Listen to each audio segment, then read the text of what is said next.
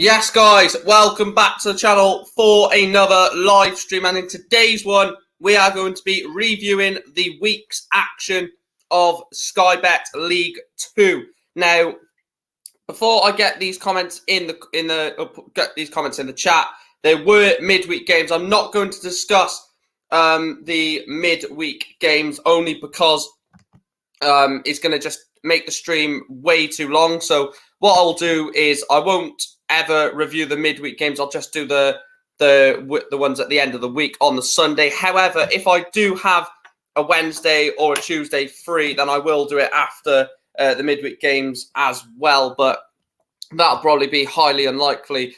Big up to Chris in the chat. Please make sure to absolutely smash that red subscribe button. We are getting ever closer to 3K subscribers, which is absolutely insane. Please make sure to like the stream as well. Gonna aim for 20 likes on this one yet again. And obviously do get your comments in the stream as we go. Say a big warm welcome to Chris Welch. He says can't stay in very long. Unusual 7 p. Yeah, I know, man. I really feel your pain. Hopefully you sort that out, mate. I really do hope that you sort that out. I'm going to change the format of this. Normally I would go through the games, then go through the table and the team of the week. I'm going to do it a different way. I'm going to look at the table first of all, look at the team of the week, look at the top goal scorers, and then just go through the games individually rather than doing it the other way around, because I want to look at the table first and then get into the meaty stuff of the pod. Please make sure to vote on the poll as well on who you think was the performance of the week. The three options was Bradford's 3-1 win away at Hartlepool, Leyton Orient's 3-1 win away at Colchester, and Swindon's 3-0 win at home against Rochdale. And you can also put others in the comments if you think another performance was better, of course. Big up to Jordan and the members in the chat. Congratulations, counting on yesterday's game. Right, let's get into it then. Let's get into it. Let me do that. And then we'll go there. So, as you can see on screen, top of the league, Leyton Orient with 13 points. Stevenage second and Barrow making up the automatic promotion places. Northampton, Doncaster, Salford and Crewe currently in the playoffs. Mansfield, Walsall going down the league. Newport with a winner back up to 19th in the league. Thank God for that. Sitting on 4 points. And Rochdale still winless. There's still 3 teams in the league, Hartlepool, Crawley and Rochdale, yet to pick up a single win. Yet to win a game in League 2 this season, which is very, very worrying when we're, 5 games into a league season. In terms of the top goal scorers, we're going to talk about this man in a little while, Sam Hoskins, but he is top of the goal scorers on 7 goals. Danny Johnson, second on 5, and then Brandon Thomas Asante, Christian Dennis, Courtney Baker-Richardson, joint third on 4 goals. In terms of the team of the week from the weekend, Richard O'Donnell in goals, Nightingale, Ferguson, McDonald, Hoskins, Reeves, Reed, Hurst, McCurdy, Wakelin and Cook all got in to the team of the week. Let me know your thoughts on that before we get into the first game, which is Barrow against the first game was Bradford, wasn't it? Bradford's away game.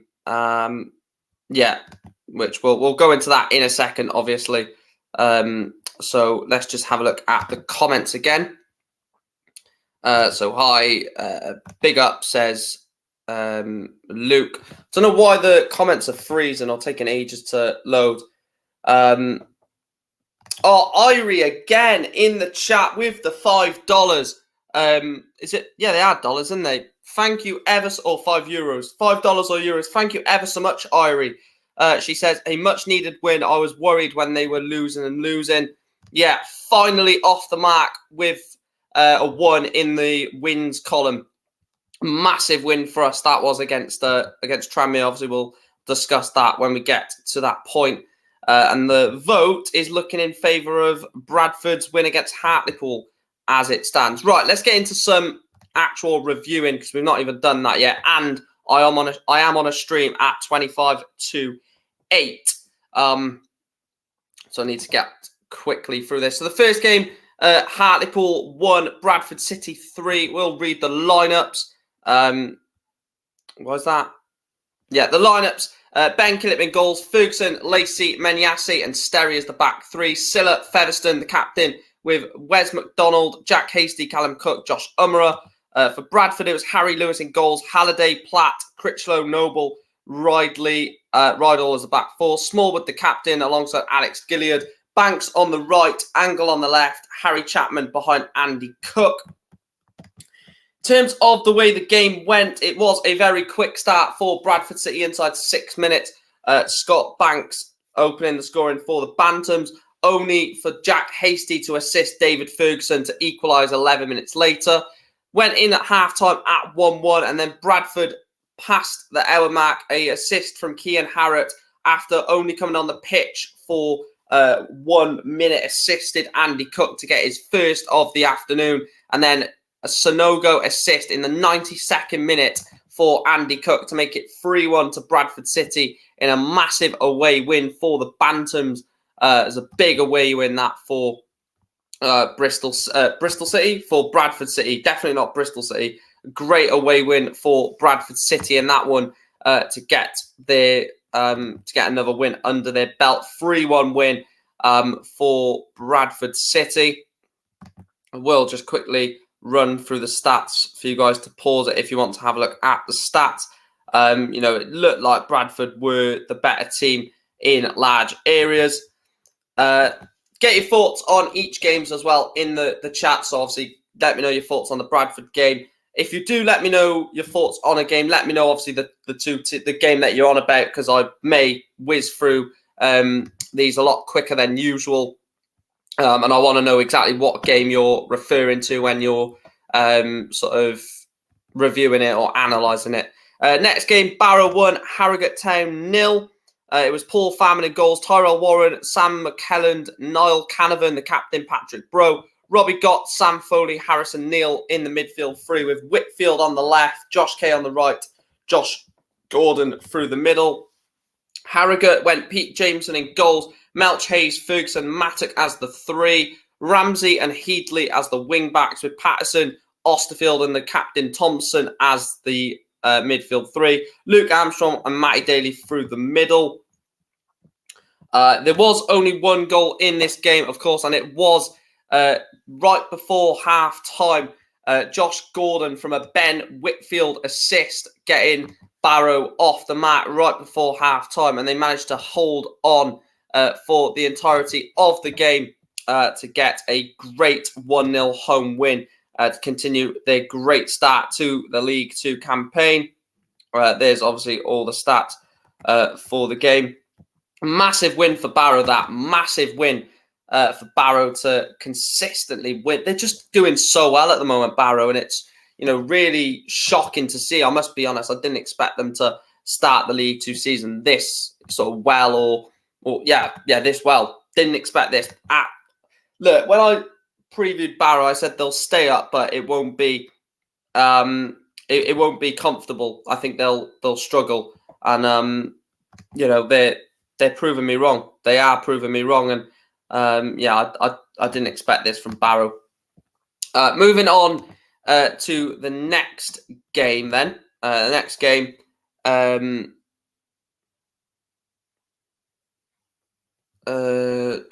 next game. Next game is Colchester United 1, Leyton Orient 3. This is actually another one of the games that you can potentially vote on in the poll as game of the weekend, or performance of the weekend, if I should say. And it's a very good Leyton Orient side. Very, very good Leyton Orient side, winning 3-1 against Colchester United. Let me just quickly... I'm going to have to analyse this, but I forgot to do something on the stream. I've just noticed that. I'm glad I double-checked that. Why is that? I've not even set the video as monetized. So let me just quickly do that. Otherwise, I'm not even going to get monetized for this video.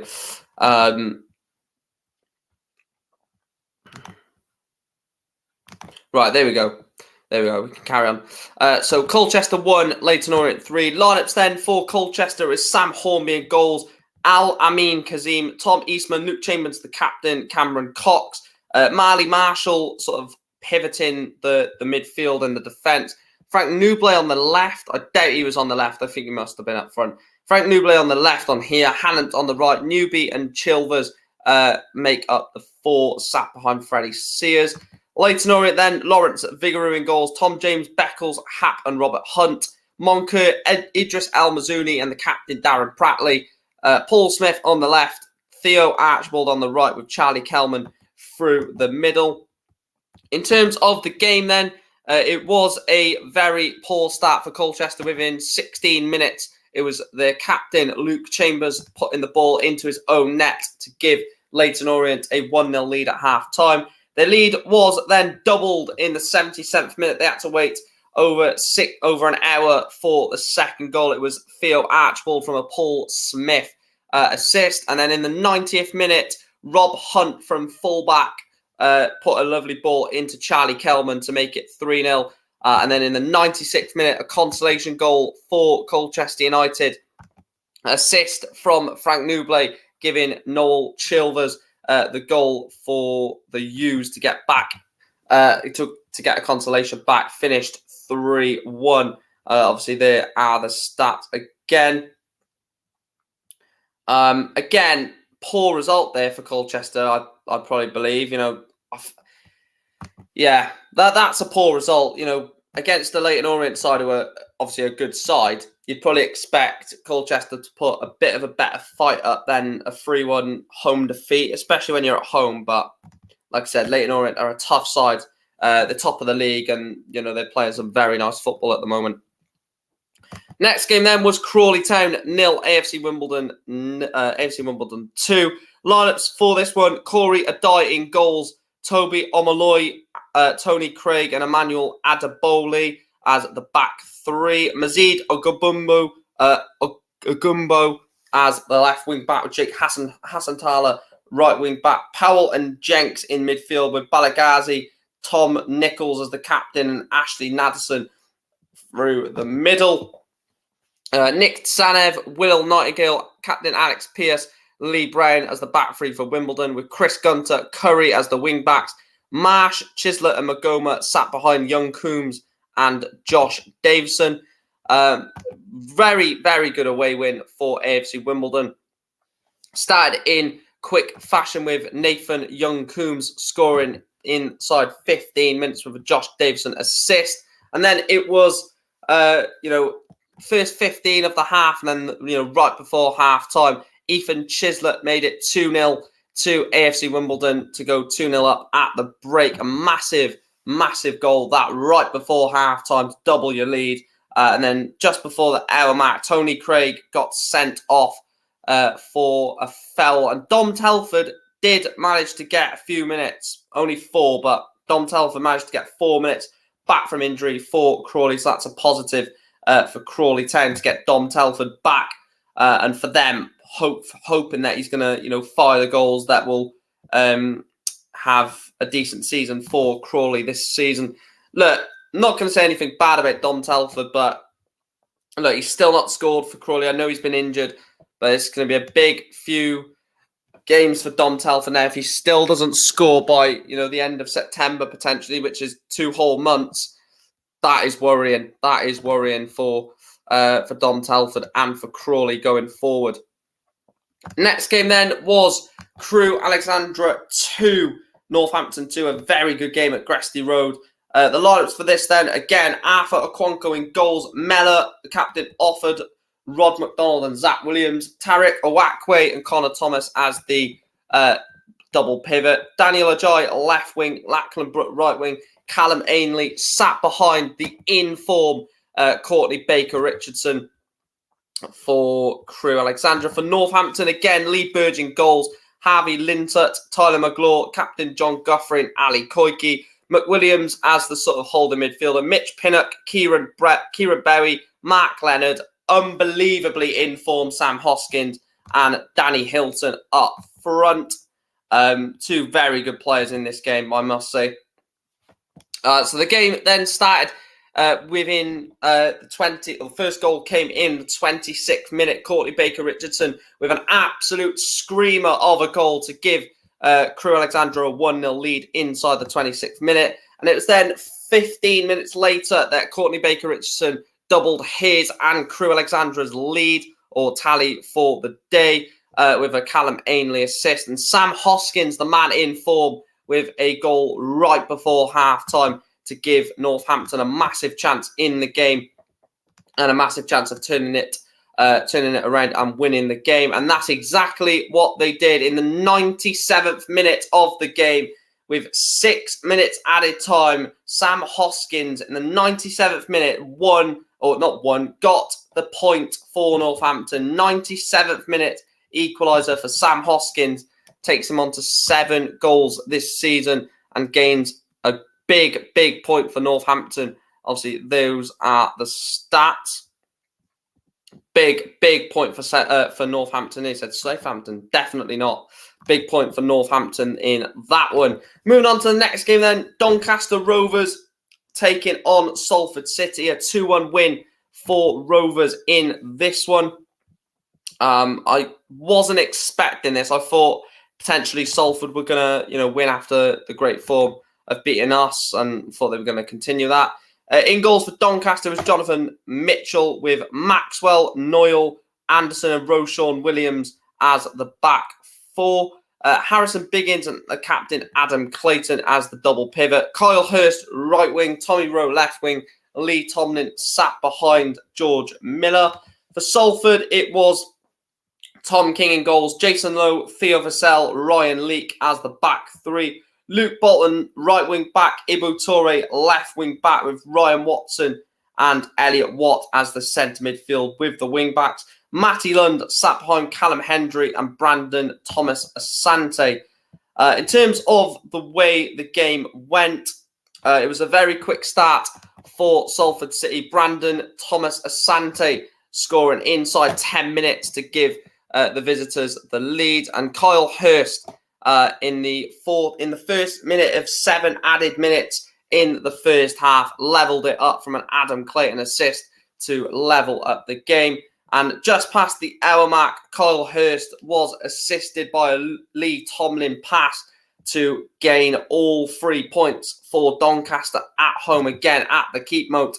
They look good at home this season, Doncaster. They look like a really good team at Keep Moat.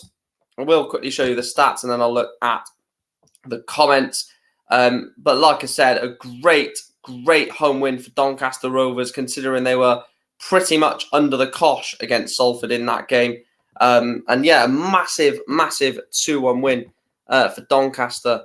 Ryan, big up Ryan, hope you're well, mate. He says Salford in the mud.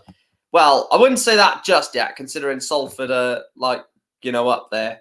I think they're still 3rd or 4th, maybe 5th. So they're still up there, Ryan, but I get what you mean, obviously losing that fixture. Moving on to the next game then, and it's 2 very entertaining games, 2 0-0 draws to discuss. Gillingham 0, Walsall 0. For Gillingham, it was Glenn Morris in goals, Elkin Baggett, Will Wright and Max Emma. Ryan Law and Che Alexander as the wing backs, with Captain Stuart O'Keefe next to Ben Reeves. Jordan Green on the left, Hakib Adelican on the right, with Mikael Mandron through the middle. For Walsall, it was Owen Evans, the captain Donovan Daniels, Peter Clark and Manny Monte. Tom Knowles, Hayden White as the wing backs. Liam Kinsella and Brandon Comley, with Ronan Mayer supporting Danny Johnson and Andy Williams. Again, nothing really to discuss from this game. It looked like, from obviously the attack momentum, it was pretty much all Gillingham, with splurries of Walsall attacks in the fixture, if I'm honest. Those are the stats if you want to pause them and have a deep dive of the stats from that one. But yeah, that's a bit of an underwhelming performance from Walsall, considering they are one of the strongest teams so far this season. The next game then was at Blundell Park. It was Grimsby Town 0. And I'll just read this comment from Dave. He says, Salford always start well and end up finishing higher end of mid-table. Wouldn't be surprised if they do it again. Do you see Salford as a potential promotion team then, Dave? Because that comment sort of indicates to me that you don't think they could finish top 7. But I actually think they might. I think the performance they put in against us was a very good performance, and I think that if you continue to do that, you'll definitely pick a lot of points off teams, and you'll definitely pick teams off that, let's face it, are not as good as Salford, like Grimsby, Barrow. On paper, that is, like, not this season, but definitely on paper. I think they'll be fine, Salford. I think they will get top 7, but it's just a matter of time, isn't it? Like I said, moving on to the next game, Grimsby Sutton. For Grimsby, it was Max Crocombe in goals. Driscoll, Glennon, Smith, the captain, Luke Waterfall, scored last week. And Mitchie Effete. Bryn Morris, Kieran Green as the holding midfielders. Stephen Wern and Brandon Keenan as the wingers, with Gavan Houlihan sat behind Ryan Taylor. For Sutton, it was Jack Rose in goals. Joe Kizzy, Kobe Rowe, Louis John, and Robert Milsom. Josh Newfield and Enzo Baldwin with, the captain Craig Eastman and Harry Buteman as the midfield two. Quayne Thompson and Donovan Wilson up front for Sutton. And again, it looks like it was pretty much all the away side in terms of the attacks and pushing forward to try and get a winner from the game. Looks like it was all from the London side. Moving on to the next game then, and a game with actual goals in it to discuss. Mansfield Town 2, Stockport County 1. Now this is a difficult one because I didn't expect this to happen. I thought this was going to be a draw, to be honest. But Stockport have got a massive game against Leicester City coming up, which they're going to be, bouncing for, basically. In terms of the lineups, we'll go through the lineups. Christy Pym in goals for Mansfield. Back three of Hartlepool, Perch and O'Toole. Bowery and McLaughlin as the wing backs. George Maris, Anthony Hartigan and the captain Clark, with George Lapsley sat behind Will Swan. For Stockport, it was Vyacheslav Yaros in goals. Joe Lewis, Fraser Horsfall, Ryan Johnson as the back three. Joe Brown and Kitchener as the wing backs. Anthony Sarkovic, Crowsdale and Callum Camps, with Kyle Wotton and Paddy Madden.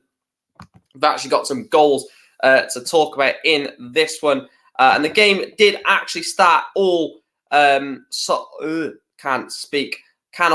The game actually did start for the majority of it all Mansfield from what I saw on highlights. But in the 53rd minute, 8 minutes into the second half, Anthony Sarkovic, what a finish that was. Anthony Sarkovic, great strike to give Stockport the 1-0 lead. And then it was a quick fire response from Mansfield. All goals came in this 3-minute spurry. Obviously, Stockport take the lead with Sarkovic on the 53rd minute. 2 minutes later, Will Swan levels the game up for Mansfield. And you can just sense that inside field mill, there was just this urgency to go forward. And they did go and get the 2-1 lead a minute later. I think it was like 42 seconds later, something like that, to then win the game. So in that 3-minute spell, Stockport were winning and then losing, which is obviously very hard to deal with as a fan. Those are the stats for anyone that wants to pause and potentially have a look at some stats there. But that's a disappointing result for Stockport. The fact that they were 1-0 up and they just lost their heads, just completely disengaged from the game, dropped off. I'd be a bit annoyed if I was the manager for that. You go 1-0 up and 2 minutes later you're 1-1. A minute after that you're 2-1 down, and then you don't get back into the game. So look, it is what it is. Stockport lose 2-1 at Field Mill against Mansfield in a game that possibly on another day you win that if you hold on. Must be honest. Next game then is my boys, Newport County 2, Tranmere Rovers 1. Now, obviously, I will go a bit more in depth with this one as I was at the game, of course. The vlog is on the channel. In terms of the lineups then, it was Nick Townsend in goals, the captain, Mickey Demetrio, Declan Drysdale, James Clark as the back three, Aaron Lewis and Cameron Norman as the wing backs, with Scott Bennett, James Waite, Mariah Welsh as the midfield three, Thierry Nevers and Omar Bogle as the two up front. For Tranmere then, it was Ross Doohan in goals, Darcy Cogley, Bristow, Jameson, Turnbull and Neil Byrne as the three centre-backs. Reece McClear, Paul Lewis and Chris Merry as the three in front of them, with Elliot Nevitt and Kane Hemmings up top. Obviously, Kane Hemmings, the captain. It did start very, very badly for us in the 23rd minute. Aaron Lewis putting the ball into his own net. And I can tell you there was a sense of, oh my God, here we go again. Aaron Lewis, like I said, putting the ball into his own net to give Tranmere the 1-0 lead. And I generally thought, we're not going to win this. We're not going to win this. We're going to lose again, have another defeat. 6 minutes later, it was Nathan Mariah Welsh scoring. One thing I will say is Nathan Mariah Welsh was given the captain, was given man of the match, and I 100% agree with it. Massively agree with it. 100%. And he got the leveller. And then 9 minutes later, I can't remember who was brought down in the box. I think it might have been Thierry Nevers. But up stepped Omar Bogle to slot the ball past Ross Doohan, sent the goalkeeper the wrong way, and Omar Bogle won it for us before half-time. Few chances in the second half. I think we could have potentially scored another one in the second half with James Waite putting one over the bar, which was an awful effort, by the way. 2 yards out. And I'll read that in a second. 2 yards out, James Waite, and he absolutely skies the ball over the bar. And I'm like, what? How have you missed that? And also they had their, fair few chances as well to potentially go and, get back into the game at 2-1. Even at 1-1, they had a couple of chances for that sort of 8-9 minutes that it was at 1-1 until we scored. I'm definitely happy with that result. 100% needed that. We are flying in League One, absolutely smash and grab against Exeter.